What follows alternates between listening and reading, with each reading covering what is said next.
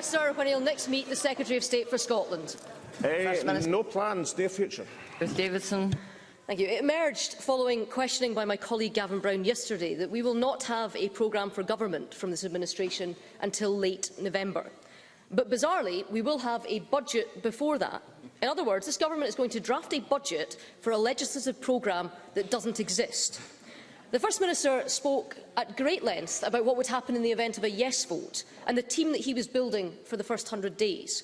But he doesn't appear to have any plan for the first 8 weeks now that he's lost.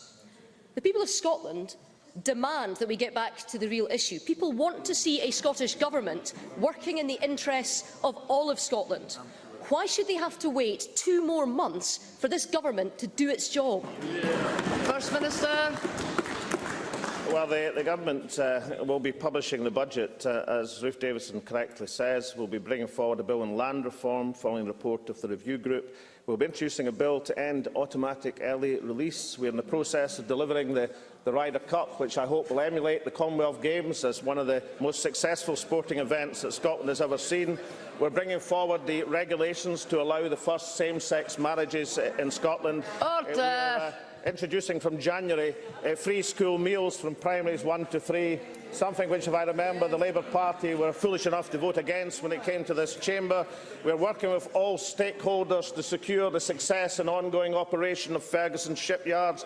We're going to have stage 3 of the Court Reform Bill to streamline civil justice. And, of course, the figures on the economy indicate that the efforts of the Scottish Government in both employment and unemployment, particularly in the huge increase in women's employment, are bearing some fruit. Now, I've got a list of another a dozen things that the Scottish Government is employed in at the present moment. I could read out that list as well. I'm sure there'll be a lot of enthusiasm to read out the list. But I think we've already made the point that the Scottish Government is getting on with the job of governing Scotland effectively, which is perhaps why its opinion poll ratings are now at almost 50%, about 5 times that of the Scottish Conservative Party. Ruth Davidson. Spectacular lack of legislation that's to come in there. Can it really be that the First Minister doesn't get it? Because we now have at least 2 more months of what the papers are describing as a zombie government. And in the meantime,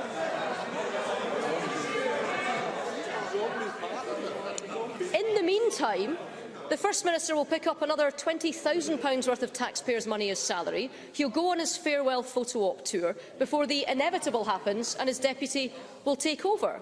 We know that the First Minister has plenty of time in his hands because that's what he told us all in a green ink letter that he wrote to a national newspaper this week. But we know that it's not legislation that he's working on, it's his book deal. So if the First Minister is in office but not in power, can he tell us what's the point of him hanging around? First Minister. Well, I suppose the reason, or one of them, that the Scottish National Party about half an hour ago had 62,870 members is that membership expects us to go through a democratic process in terms of first the election of a leader and deputy leader, and then through this Parliament in terms of the election of a First Minister. I've already indicated to Ruth Davidson the substantial efforts and work of the Government, including legislation that's going on as we speak. I know that we'll have the enthusiastic support of the Scottish Conservative Party, particularly for the important measures in land reform, which I know is so close to the heart of Jamie McGrigor and other members of the Scottish.